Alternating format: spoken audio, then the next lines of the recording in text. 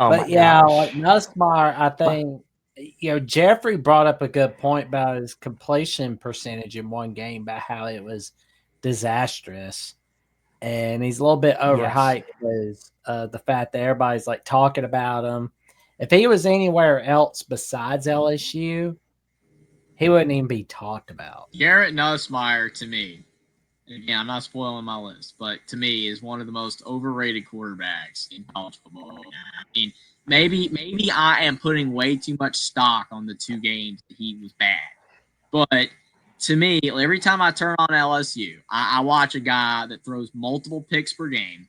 His completion percentage is, and he's got talent around him, and it doesn't matter. And plus, like his archetype, which I know, I hyped Curtis Workup last year, yes, in Indiana, all that stuff, but that type of player is dying in college football. A guy that just stands in the pocket and is a little at you.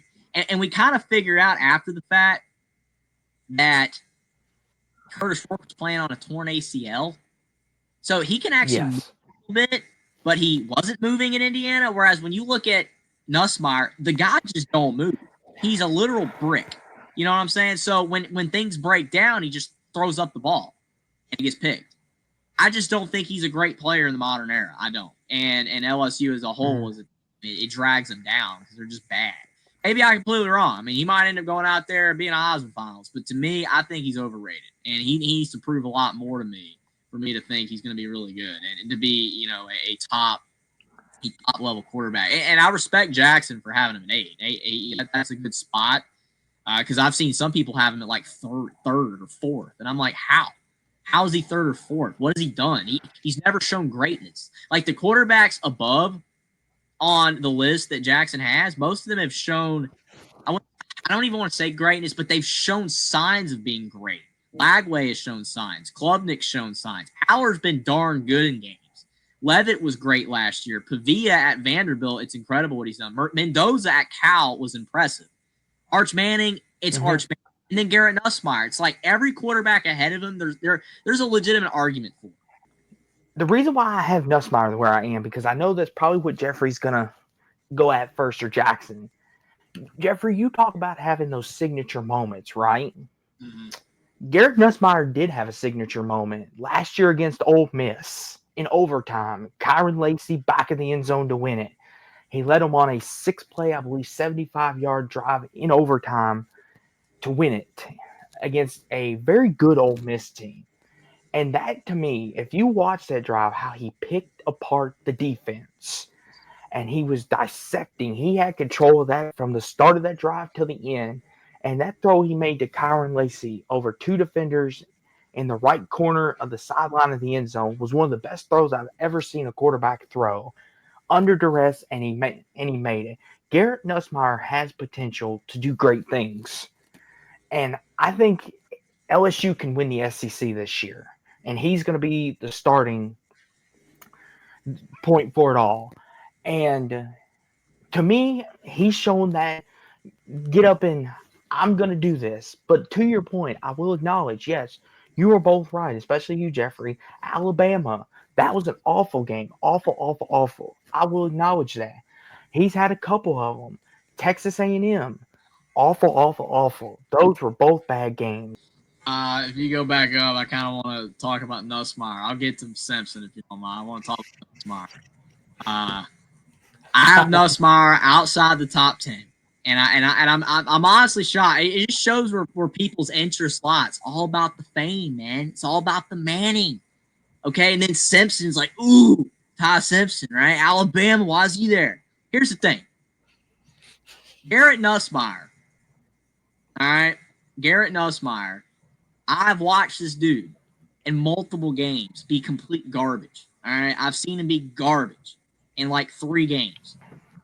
And to me, when you look at the top 10 list above that we all have, excluding Nussmeier because I don't have him there, all the quarterbacks do not have 3 games where they're complete garbage. They don't. Not even Manning, because it's not like he's been garbage in 3 games. Nussmeier has been absolute garbage in 3 games. And to me, that's why I have him in the honorable mentions. Is he probably a top 10 quarterback at the end of the day statistically this season? Probably. But LSU sure as heck ain't going to be a top 10 team. And I know that I said that I don't rank QBs based off their team, but you talk about Austin saying QBs that elevate their team. Nussmeier does not elevate his team. He just doesn't. I mean, I know the Ole Miss game, he survived it, but there were other games where he did not revive anything. It was just bad. Multiple games with 3 picks or 2 picks. Terrible completion percentage. I mean, you shouldn't be bragging about beating Baylor in the Texas Bowl. You're not supposed He's just, to me, I just think Garrett Nussmeier is very overrated. I think he's very overrated. I don't think he's done anything to really prove that he's a top 10 quarterback. So, I want to take a TV timeout because I want to defend him. And I know Jeffrey's going to get annoyed with this, but Jeffrey, when you look at Nussmeier, yes, he had some bad games. No one's really denying that. But here's the thing, though.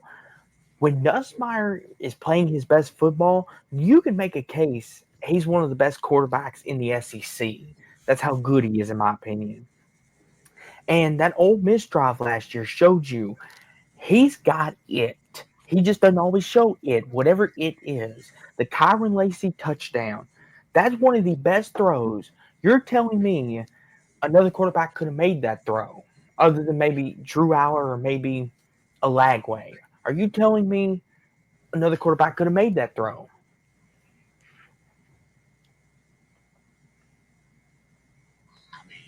Like I respect your opinion, Jeffrey. Here, I do. I respect what you're saying, but I think you're giving him not enough credit for the good he's done.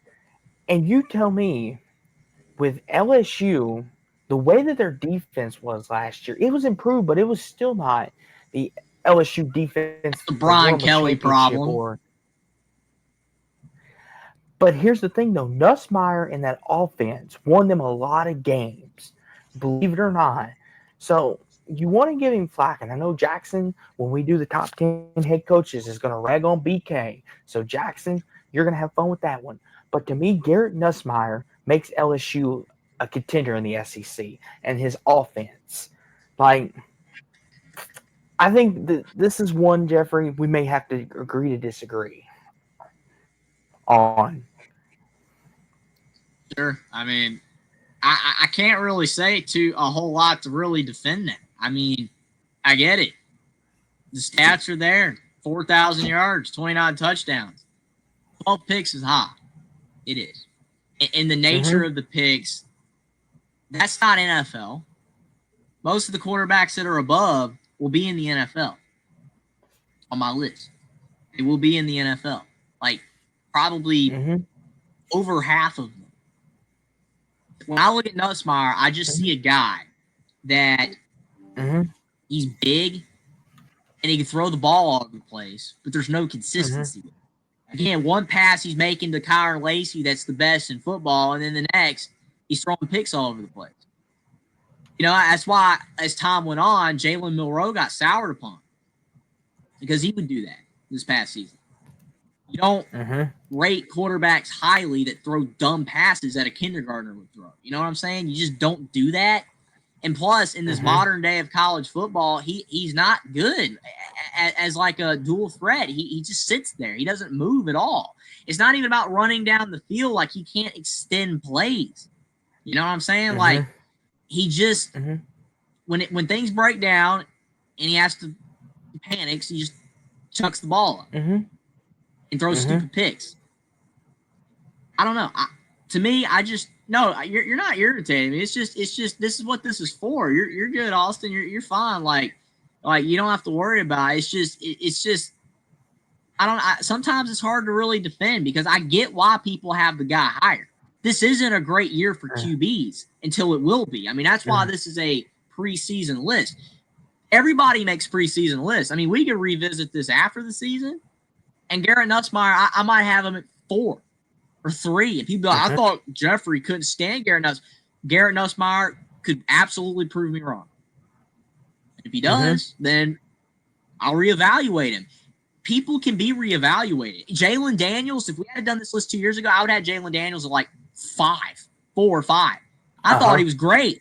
He's gone. I don't even have him on the list. He's gone. Does anybody remember him? Gone. Jalen Daniels is history. Why?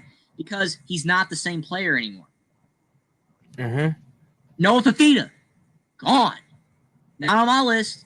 He used to be good. I like the guy. I was like, man, this little short dude, he's killing this little like him and McMillan. It's great. Gone. Mm-hmm. Not on my list anymore. Mm-hmm. Why? Because he's not the same player anymore. Garrett Nussmeier can change. If Garrett Nussmeier goes out there this season, throws 30-plus touchdowns and less than 10 picks, and leads LSU to 9-10 wins, and he's much more impressive, I'll move him up. But as of right now, Mm-hmm. I do not have him in the top 10. And that's just the way I feel. I could be completely wrong. Everybody else that has him high could be right. And if they are and I'm wrong, I'll readjust. And I'll move them up if we ever do this again. You know, if Nussmeier's ever in a ranking again. But as of right now, I just don't see it. I think the 10 quarterbacks that I have ahead are better. Right now. But I don't know. We'll see what he does this season.